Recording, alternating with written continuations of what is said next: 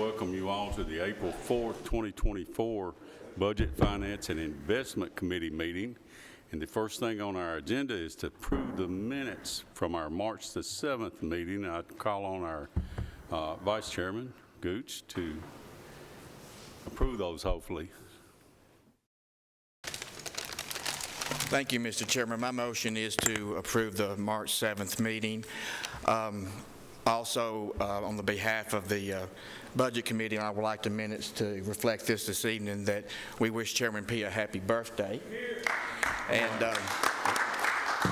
I must apologize, Robert. We were going to get you a cake with the number of candles of your age, but the fire marshal denied the permit, Mr. Chairman. But was able to stop by the local Walgreens and got you a 90% off Happy Easter chicken. All right. With some jelly beans.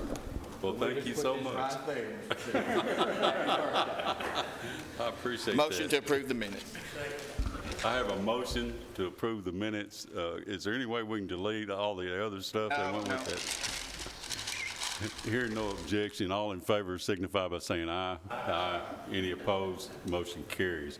Next is the public comments, and I have been told that we had no request for that, so we'll move on to our investment report.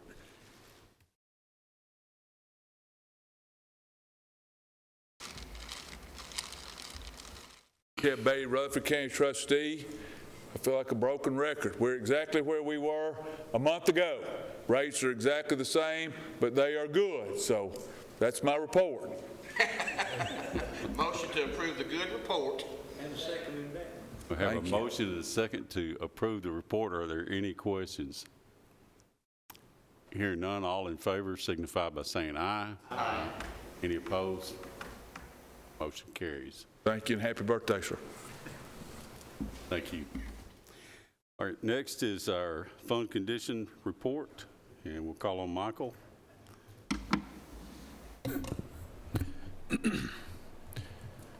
So the first thing I'll talk about tonight is our revenue report. Our revenue has come in, continued to come in strong, but I'll point out that we have gotten 96% of our tax roll collected, so that is good news. We're right where we should be, right on pace there. Our investment income, as the trustee said, is still very strong, so that is some good news. Our county side of sales tax, however, though, is still down about 1%, but that really is being made up from our investment collections this year. Everything else is on par and normal is where it should be. But the second thing, a couple things I'd like to talk about tonight is we did our bond sale this week. And so we had I will go ahead and say we had 13 bidders. 17 applied to bid, but we had 13 that actually submitted. And so we did get what we thought was a good rate at about 2.82% on 10 years. But I want to read a couple of numbers here. And if y'all remember, we did a refunding on top of a new money issue for the Beatty Elementary. So I want to read you our savings that we did or got.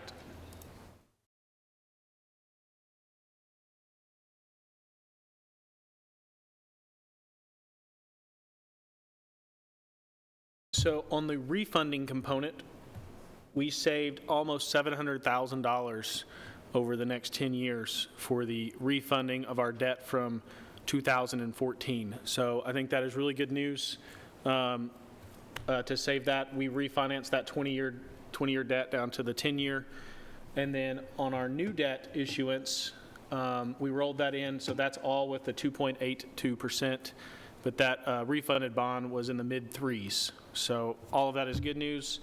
And then I was asked to point out one other thing tonight that I'd like to point out is one of the things we did by doing a 10-year compared to a 20, we really think our savings for that, just on paper, will be a little over $8 million. Now you have to take into account the interest rate risk of paying something like that off early, but it's still going to be in that $5 to $7 million range depending on what interest rates do over the next 10 years. So we're very happy about that. So just on paper, it was about $8.3 million we saved by doing a 10-year versus a 20 on the principal and interest payments. So we're very excited about that. And then there's one other thing on your iPads tonight. One thing that I've included is the rating reports from Moody's and S&P. And so the first one on there is Moody's. And so when you look at that, if y'all could look at that, on the bottom of that first page, there is factors that could lead to a downgrade. And one of the main ones we talked about last year was our fund balance during the budget process. And they have given us actually a percentage this time on factors that could lead to a downgrade. And they specifically say decline in reserves and liquidity below 30%. So that's where that 30% mark or target that we kept shooting for during the budget process last year, that's where that comes from. But the good news is they did continue to rate us AAA, Moody's did, and S&P did reaffirm our rating of AA plus stable. So both of those rating reports are on there, but I wanted to point that out. That has saved us a significant amount of money. It saved us money and had a better competitive rate environment by having, at least 13 bidders, and saved us several basis points on the interest rate that we did, which over the life of our debt results in quite a bit amount of money on the last two debt issuance. Did they also make a statement concerning the 30% or related to our reserves? So they did say that they were impressed. The two things that are in our control, they list three things there. One is significant increase in long-term liabilities above a certain ratio, and we're healthy there. That's in our control as a county. The other one is our liquidity and reserves. And so they've mentioned that 30% mark in our general fund. And then the other third thing that could lead to a rate downgrade would be deterioration of the economic base, which that is out of our control. But the two things that are in our control and that they specifically mentioned to us were the fact that when we needed to pay our bills or raise revenue, this body and the full commission has done so. And then they also, both S&P and Moody's, noted that our strong reserves and liquidity were one of the reasons they were willing to keep our rating the same. And that was reaffirmed with our audit report that came out in June, or it came out in December, but it was from the June 30th, 2023 numbers. So that is a target we need to shoot for and keep if we want to keep our AAA and AA plus. And like I said, it did save us significant amount of money on these last two debt issuance from the fall, and then the one that will close this month that we bid, I believe it bid Tuesday this week. With that, that's my report. You've heard the report. Any questions, Commissioner Johnson? A motion to approve? I so move. And a second. Any comments? Hearing none, all in favor signify by saying aye. Aye. Any opposed? Motion carries. Thank you, Michael. Next up is our risk management financial report.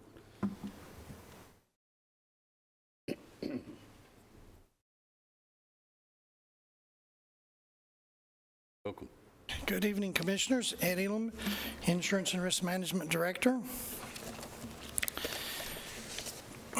For the 264 fund, month of March, you'll see revenue was $2,202,193. Expenses, $1,465,320. Revenue less expenditures, a positive $736,872. For the 2024 calendar year, our totals is revenue $5,707,940. Expenses, $4,627,214.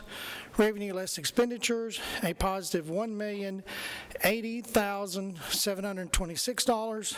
And for the 23-24 fiscal year to date, you'll see the revenues at $17,028,868. Expenses, $15,965,895. Expenses less, revenue less expenses, a positive $1,063,015. For the 266 fund, for the month of March, you will see workers' comp, $793.78. OJI, $119,107.63. Your total for the month of March, $119,901.41. Workers' comp, year-to-date, $6,710.15.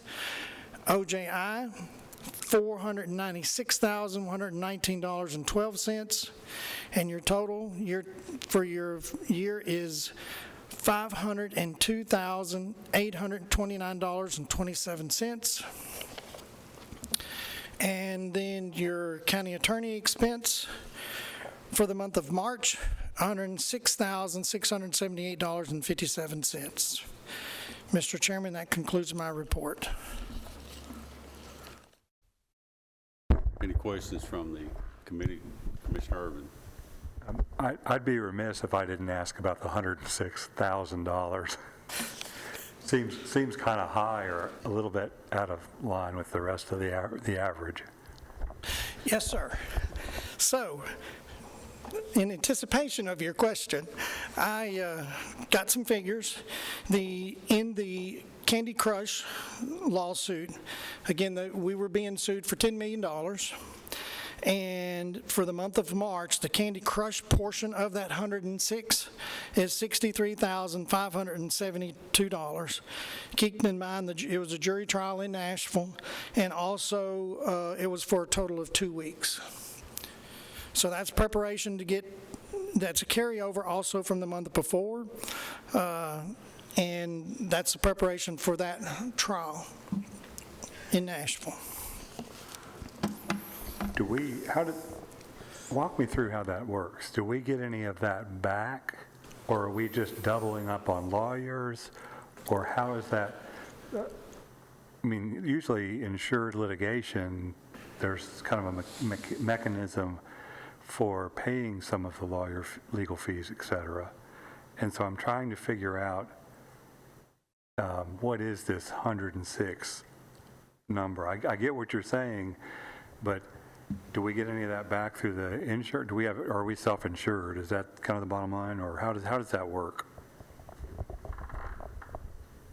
Well, we pay those attorneys' fees. And it's my understanding in conversations with Nick that this is not a case that we can recoup our attorney's fees. How does our insurance work then? Walk me through that.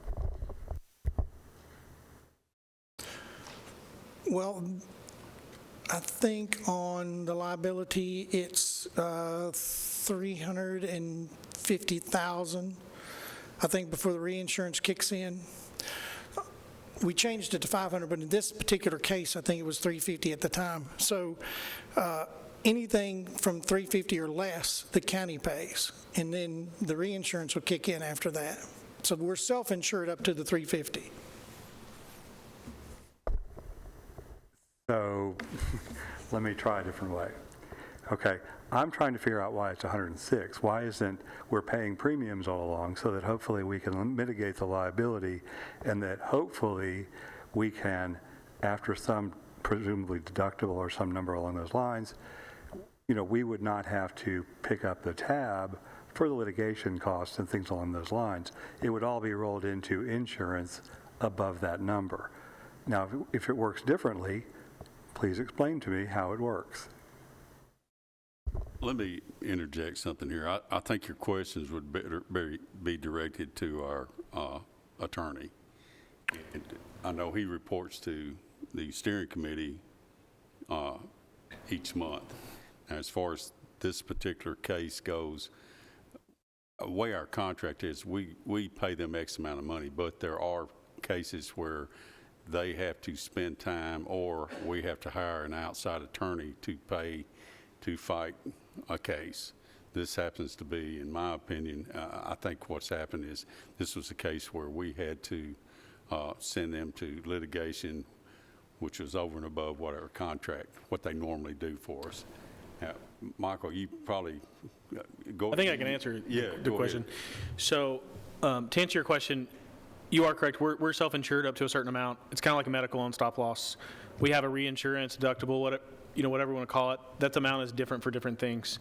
I do believe Ed is correct on. I believe it was $350, and we raised it to either $450 or $500 this year. $500. And so, but in a normal case, we do pay up to a certain amount. Sometimes we will pay and they will reimburse us.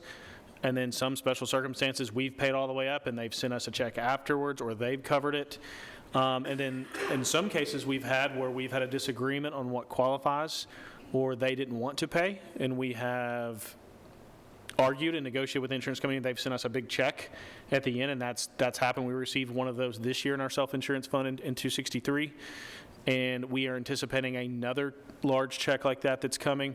So to answer your question, in normal cases, if we were to get sued and lose a lawsuit for $1 million, we are responsible for up to the $350,000, and the reinsurance or the insurance kicks in after that. So we do pay in the premiums, once a year at the beginning of the year for that policy. In my brain, I view it like a stop-loss policy for medical. But in this particular case, we did not. We won this particular case. But in this case, that $100,000, one, did not meet our dollar amount threshold, so we're still self-insured for most of those. And two, I do believe there was talk about we had the right to appeal and try to go after some of our fees, and that would be a question for Nick on where that decision came into play, or if that's still out there. I don't know. But from the insurance point of view, we do pay a premium at the beginning of the year. We bid that out. We should get those bids back for next year coming up in the next 2 weeks. I believe April 9th, maybe next week. Is that when P&C comes back? Yes, I think purchasing goes to purchasing April 9th. Mm-hmm. So we'll be insured up to a certain dollar amount. You are correct. And I believe that dollar amount is different for a few different things. Is our auto liability, is it also $350,000? $250,000, it's $25,000, and then it's $100,000 on like fire trucks and stuff. So we do, it is in your scenario how you described, that is how it works. Okay, so I understand that part of it. So defense costs, though, are often either not subject to a deductible, or if they are, there's a special provision.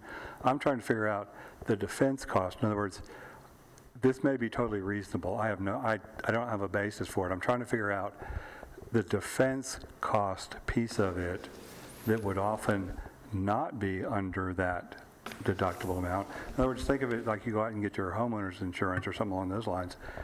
They're going to defend you anyway. Then it kicks in for the deductible, if you will. Okay? That's how some insurance works. I'm just trying to sort out how this works with respect to defense costs, the deductible, and those different pieces. So part of our contract with the county attorney's firm is there is a monthly fee in there that covers administrative cost. Once something reaches the level of litigation, there's a set rate that we pay Nick's firm on an hourly rate. It's set, it increases based on CPI every year. And so as soon as that's triggered, we get a separate bill that'll go through our third-party administrator. I think currently it's CCMSI. SI. And so that rate is what we pay him based on the contract rate with his firm. So he gives us an hourly rate, and that's what you're going to see reflected on here. And then if that were to be eligible to go towards the insurance deductible, then we would submit, CCMSI on our behalf would submit that as part of the excess coverage. If it were to be, one, an allowable expense, and two, reach over the dollar amount threshold. So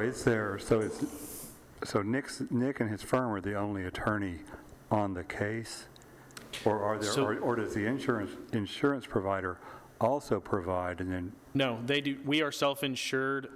He is our attorney. If we hire somebody outside, he comes to this body and requests to hire another attorney. So he is our. It is not like if you were to go with the State Risk Management Trust, they would have their own attorney. In this case, Nick's firm, and I believe he handled it himself on this case. He did. Handled it directly in court with himself. Now, Smyrna had their own. Smyrna was a named party. Smyrna had their own. If we ever did hire an outside counsel, which we have done, then Nick would come to this body. Now, if we ever reach an excess carrier, and I'm thinking of one case in particular that I can't remember the name, that insurance company did want to recoup some of their costs. They did bring in their own attorney who worked in conjunction with Nick, but that was to recapture some of their costs.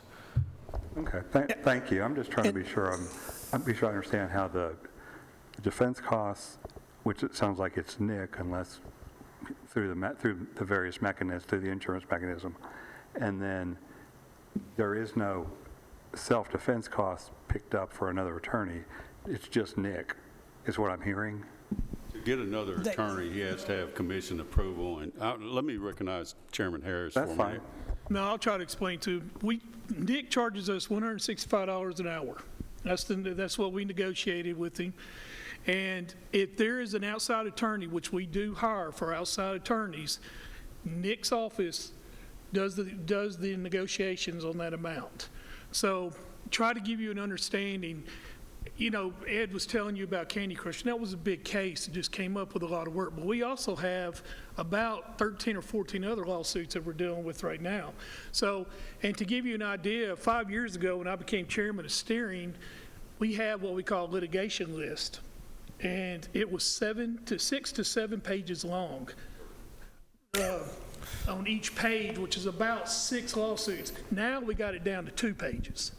So Nick's office has done a really good job on what we need from him, but we negotiated $165 an hour. Now, if we went and tried to hire outside attorneys, for instance, we have a copyright lawsuit right now. Very expensive. You're a lawyer, you understand those kind of lawyers are very expensive. And Nick came out and he negotiated the terms to that lawsuit, which was way favorable for the county, but they're still high. So I think a lot of times we get caught up on one case. This month it was just because of Candy Crush and having to deal with that. But if you look at the numbers that we have so far, they're not that very high. And we do a lot of work with Nick. So I think the $165 an hour is what you probably need to focus on, and that's negotiable every 3 years. Does that answer your question? Said Or 165, did you mean 4? I think it's $165 an hour. Okay. Yeah. Okay. Yeah, I mean, that's helpful. I'm just trying to be sure I understand the mechanics of what we're trying to do. And that is, there's only one lawyer at a time, and Nick is hired, it sounds like, to represent us through the insurance mechanism, it sounds like. That's what I'm hearing. Mm-hmm. And then there is no insurance counsel with respect to self-insured. To represent us, no. Now, Okay, got we it. have Okay, had that's- one that represents the insurance company themselves when we Right, had to that's what- negotiate a settlement and they wanted to get some of their money back that they paid us. They did bring an outside counsel that represented the insurance company. Right, and so if you blow your deductible, then that's where that steps in. And I understand completely them wanting their own insurance carrier at that point. I get it. Thank you. Thank you, Commissioner. Any other questions for Mr. Elam? If not, I'll entertain a motion on his report. Motion to approve. I have a motion and a second to approve. Any further discussion? All in favor signify by saying aye. Aye. Any opposed? Motion carries. Thank you, Ed. Thank you. Have a good evening. Next is the Ambulance Service Fund Budget Amendment.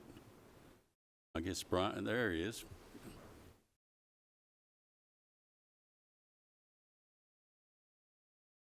Good evening. Brian Gaither, EMS Director. We are asking to take money out of assigned fund balance in the amount of $10,000 to add it to our staff development line item. And that's to pay for, we have about 10 people that are in paramedic school right now, and this is the first time in many years we've had that many people to go at once that we've been either paying for or help them pay for paramedic school. So that line item got a little short this time. We've heard the request. I have a motion or any questions? Commissioner Johnson. Motion to approve. Second. 2 seconds. So, any further discussion? Hearing none, call roll, Mark. Commissioner Sereno? Yes. Commissioner Gooch? Yes. Commissioner Harris? Yes. Commissioner Irvin? Yes. Commissioner Johnson? Yes. Commissioner Piercy? Yes. Commissioner P? Yes, motion carries. Thank you. Have a good evening. Thank you, Brian. Next is the general fund budget transfer for PAWS.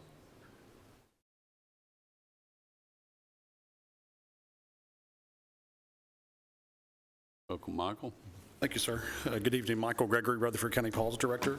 The first request we have for tonight is a budget amendment to move $10,000 within our budget to get through some HVAC repairs. You got a second amendment also? The others are grant applications, sir. Okay, we'll go ahead with this then. Yes, sir. Motion Have to a approve. Motion to approve. And a second. Mark, you got those? No, I didn't. It was Irving and Gooch with the second. Any further discussion? Hearing none, call roll. Commissioner Srinial? Yes. Commissioner Gooch? Yes. Commissioner Harris? Yes. Commissioner Irvin? Commissioner Johnson? Yes. Commissioner Piercy? Yes. Commissioner P? Yes, motion carries. The others are for 2 grant requests. Would you like to take those together, Chairman, or separate? Unless I hear nod otherwise, let's put them together. Yes, sir. The first one is to apply for a Petco Love Animal Welfare Organization Lifesaving Grant. We've applied for those every year. There's no matching money. Those are just used for various life-saving programs within the shelter. The second one is a grant through Petco Love. We're asking to apply for that. This is the first time they've ever done this. They're offering a Vet Tech Scholarship Fund. We have some of our vet assistants that are interested in furthering their education to become licensed veterinary technicians, and this would help to supplement them doing that. Is there a match on that one, Michael? No, sir. Neither have a match, sir. Okay. You've heard the request. Do I hear a motion? Second. I have a motion and a second. You got those, Mark? Yeah, I would ask Irving. that, as the resolution states, we authorize the mayor to be able to accept these since there's no match on these if they are awarded. Mr. Piercy, that okay with you on the motion? Mr. Irvin, Commissioner Irvin also is okay with that. Any further discussion? Hearing none, all in favor signify by saying aye. Aye. Any opposed? Motion carries, so you can apply. All right. Thank you, sir. Hey, Thank you, Michael. I'm sorry, Mr. Chairman, if I could ask a question. Yes. Michael, I know that y'all sometimes will have like a free adoption day or something, but typically, what is the total adoption fee if someone was to go and pick out a dog, and what fees would they be paying for that adoption? With as full as the shelter has been for quite some time, the fees have been waived for, gosh, I couldn't even tell you how long. Before that, we had been doing what was called a graduated adoption fee. So basically, it would be based on the type of animal that it was. So if you had a small breed puppy come in, it could be up to $120. You have your 10-year-old medical condition dog, it might be as low as $5 or $10. So we had started doing kind of that scale on that to try to help move animals through the shelter quicker. For our cats, they were a name your own price adoption, gosh, probably almost as long as I've been here. Okay, but right now the fees are waived Yes, because of the overcrowded? Yes, sir. Our adoption floor is jam-packed full. Okay, Now, thank you. we do have, I remember last year you were the Doggone Adoption event. That's coming up on the 20th, I believe. Okay. So we'll have that again. That's our biggest adoption event of the year. Thank you. Yes, sir. Thank you, Michael. Okay, next item is a general fund budget amendment for emergency management.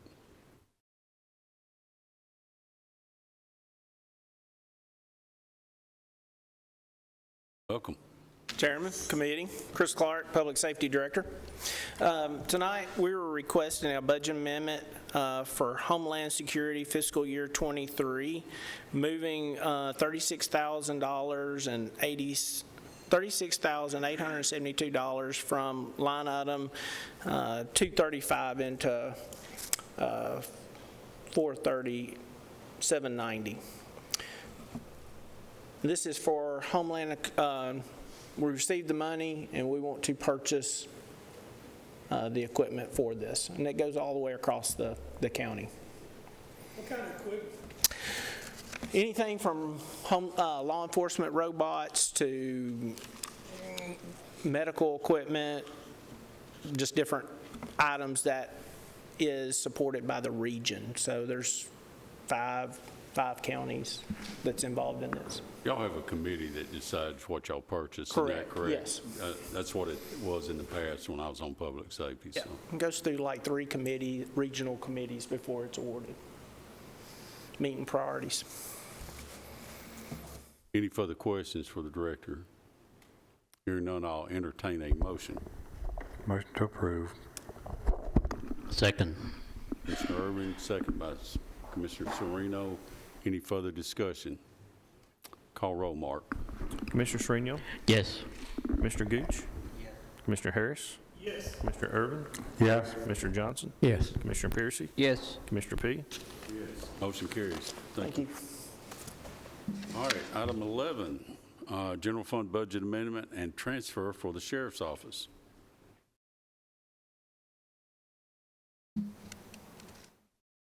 Good evening. I'm Steve Spence, the Deputy Chief with the Sheriff's Office. This amendment reallocates funds awarded to Rutherford County for the Violent Crime Intervention Funds. This is a no-match formula-based grant that ends June 30th of 2025. We were not able to hire 2 new positions, a community outreach coordinator and a community outreach co-responder. Budgeted items for personal and related benefits, taxes, outreach material, and literature for the community events, cell phone service fees, training certificates will be reallocated for the budget approved financial year 24 expense for 2 body-worn cameras, 2 radios, and 2 ballistic vests. The funds that was approved for the digital message board at the Sheriff's Office, a public-facing website development and design, 2 vehicles and a website server and storage for records management, $182,210, requesting to move it to next year's budget, 2025.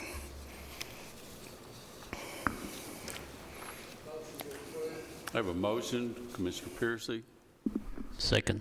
Second, Commissioner Sereno. Any questions for Deputy Chief? Could you elaborate just a little bit more on what's being moved to the 2025 budget? Yes, it's the $182,210. It's the money that was allotted for the digital message board, public-facing website development and design, 2 vehicles, and a website server with storage for records management. That total would be moved to next year's budget. Okay, so it's a reduction in this year's budget moved to next year? Yes, we're moving it to keep from losing. If we don't spend it, we'll lose it. We moved it over to next year so we can use it for this benefit. Okay, motion to approve. We have a motion and a second. I think we already had a motion. We already have one? Yeah. Sorry. Oh, it's okay. It's okay. Any further discussion? I have a question, sir. On the 2 positions that you said you're not able to fill, are we competitive in those jobs? We did interviews, and one of the applicants that we was getting ready to hire, he failed the background, so we had to open it back up to get new applicants. Are we getting applications in on this? Yes, yes. Okay, thank you. Any further discussion? Call roll, please. Commissioner Sereno? Yes. Commissioner Gooch? Yes. Commissioner Harris? Yes. Commissioner Irvin? Yes. Commissioner Johnson? Yes. Commissioner Piercy? Commissioner P? Yes. Motion carries. Next amendment is to provide additional funds for overtime needed for employees covering vacant positions, FMLA, and other events that require additional law enforcement planning or presence. Requesting $300,000 from our youth services line item, $300,000 from our dispatchers, radios, operators, and placing the total $600,000 to our overtime line item. Yeah, you've heard the request. He's making a request to change within his budget, so there's no new money involved. Motion to approve. Have a motion approved, Vice Chairman. And a second, Commissioner Piercy. Any further discussion? Call roll, Mark. Commissioner Sereno? Yes. Commissioner Gooch? Yes. Commissioner Harris? Yes. Commissioner Irvin? Yes. Commissioner Johnson? Yes. Commissioner Piercy? Yes. Commissioner P? Yes, motion carries. Thank you. Thank you, Steve. Okay, next is the general fund budget amendment for drug court.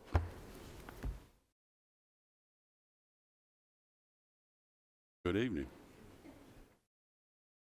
Good evening, all. Lindsay Davis. I'm the Reentry Program Coordinator, filling in for Director Ricks tonight.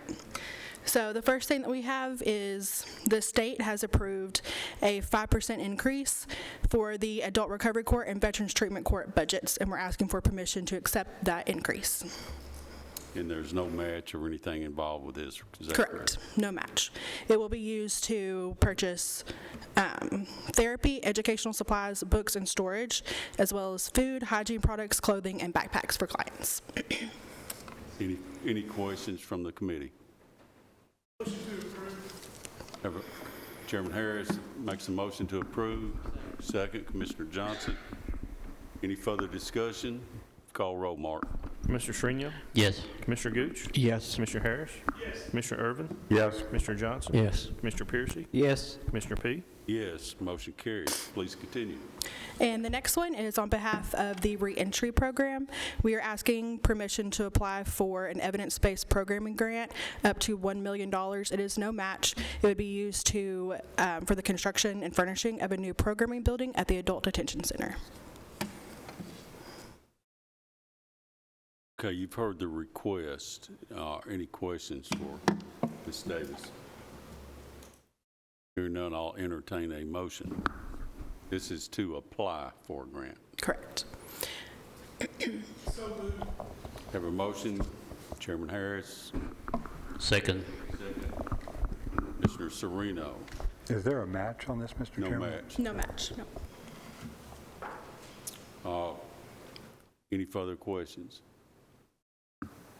All in favor signify by saying aye. Aye. Any opposed? Motion carries. Perfect. Thank you. Thank you. Y'all have a good evening. Item 14, General Fund Budget Transfer for the State Health Department. Good evening. Thank you, Mr. Chairman. What we have before you tonight is an amendment to our current grant contract budget with the state. Excuse me a second. I'm going to ask you to introduce yourself to everybody. Apologies. Byron Cumby, Director of your Rutherford County Health Department. This is the amendment to our current grant contract budget with the state. This is the pass-through funding that covers 46 of our contract employees. We had an increase in insurance that made it necessary to transfer $5,000 from the benefits and taxes line item to increase that insurance line. And this increase should allow us to cover future insurance increases as well. The state has approved that on their end, and if this is approved by the county commission, it would allow the finance department to bill this line item appropriately for reimbursement. You've heard the request. Are there any questions? I have a motion to approve. Commissioner Johnson. Second. Second, Commissioner Sereno. Any further discussion? Call roll, Mark. Commissioner Shrino? Yes. Commissioner Gooch? Yes. Commissioner Harris? Yes. Commissioner Irvin? Yes. Commissioner Johnson? Yes. Commissioner Piercy? Yes. Commissioner P? Motion carries. Brian, thank you. Mr. Chairman, can I ask him a question before he leaves? This is different. One of the things I've been working on is culinary for recovery. Yes, sir. And I know that we have a culinary in the health department. Is there grants that you have been pursuing to help you on those? Not that I'm aware of. That is something I'd be glad to look into to see if our environmental inspection or if we have anything available in that area. I'd be glad to pursue that. Thank you. Yes, sir. All right, the next is item 15, and Michael is going to cover this, and this has to do with our enterprise lease. So I'm requesting tonight a budget amendment in our debt service fund that would pay off all of our enterprise lease vehicles that we currently have. Right now, we have several leased vehicles with interest rates well above 5.5%, some all the way up into the mid-sixes. And so obviously that's more than we're earning our interest in cash. And this would save us a little over $326,000 in interest charges over the life of these leases, and a little over $136,000 in management fees over the life of these leases, for a total of $463,000. The reason we're able to afford this year is when we did our budget last year, we budgeted for the school system to borrow for the Beatty Elementary. We budgeted to make an interest and principal payment this year. Well, we didn't end up going to the bond market until this month, so our interest and principal payments will not be made until next year. So we have some one-time funding in place that we would like to shift from that would just be sitting there and take these savings of a little over $400,000 and pay off these lease vehicles. The majority of them are patrol cars, but there are several other departments that have, maintenance has a truck, PAWS has 1 or 2 vehicles, but all of them will be paid off with this budget amendment. Question. If we pay this off, do the vehicles become ours, or we're just paying the least amount? The cars would become ours. This budget would cover enough to cover, they would become ours. And this will clean us up completely from enterprise? Yes. No more? No more. Motion to approve. Second. Okay, I have a motion and a second. Is there any further discussion? Call roll, Mark. Commissioner Shrino? Yes. Commissioner Gooch? Yes. Commissioner Harris? Yes. Commissioner Irvin? Yes. Commissioner Johnson? Yes. Commissioner Piercy? Yes. Commissioner P? Yes, motion carries. Item 16, Michael, if you want to continue general fund budget amendment for employee insurance. So every year, we have a pool of money. We set aside last year $75,000 for people that change insurance plans throughout the year, people that have a qualifying event, things like that. And this is, we will have another one at the very end of the year, but this one cleans up those accounts where somebody has had a qualifying event, such as having a child or getting married or something like that. And so you'll notice they're all very small amounts. They all total $28,650, and they're amongst several departments. But we do this every year, and we budget for it every year. But we're moving it from our insurance pooled money spread out to the departments to coverage those overages for qualifying events. Okay, you've heard the explanation. Do I hear a motion or further discussion? Motion to approve, Commissioner Johnson. Second, Chairman Gooch. Any further discussion? Call roll, please. Commissioner, excuse me, Commissioner Shrino? Yes. Commissioner Gooch? Yes. Commissioner Harris? Yes. Commissioner Irvin? Yes. Commissioner Johnson? Yes. Commissioner Piercy? Yes. Commissioner P? Yes, motion carries. Next is a resolution to request unclaimed balance of accounts remitted to the state treasury under the Unclaimed Property Act, and this is something we do yearly. Well, I basically I don't have much to add other than we do this every year. This requests our unclaimed property money after it sits for a certain period of time at the state, and so we request that back, and we put that back in the county general fund. If we don't, they keep it. Do I hear a motion? Motion to approve, Commissioner Piercy. Second. Second, Commissioner Irving. But you don't know how much that is? I do not. I assume we can do without a roll call on this, or do we need a roll call, Mark? Yeah. No, we can do acclamation, yeah. Yeah, all in favor signify by saying aye. Aye. Any opposed, motion carries. Okay, item 18, TCRS contribution rate for 2024-25 budget.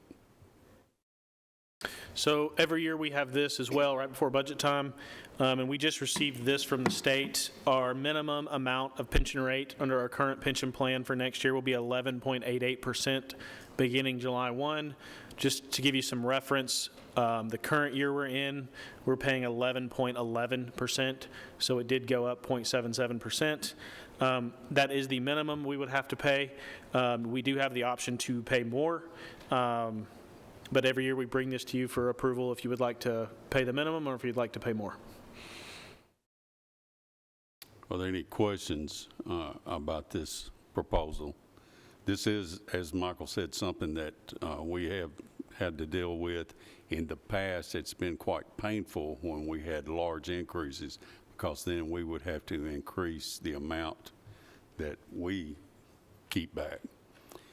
That doesn't happen to be the case. We've got enough of in our funds to take care of this difference of, what, 0.77 increase. How much is this? So the current year, we're currently paying 11.11% on behalf of our employees. Next year, we have to pay a minimum of 11.88. Sometimes counties or cities would like to pay more.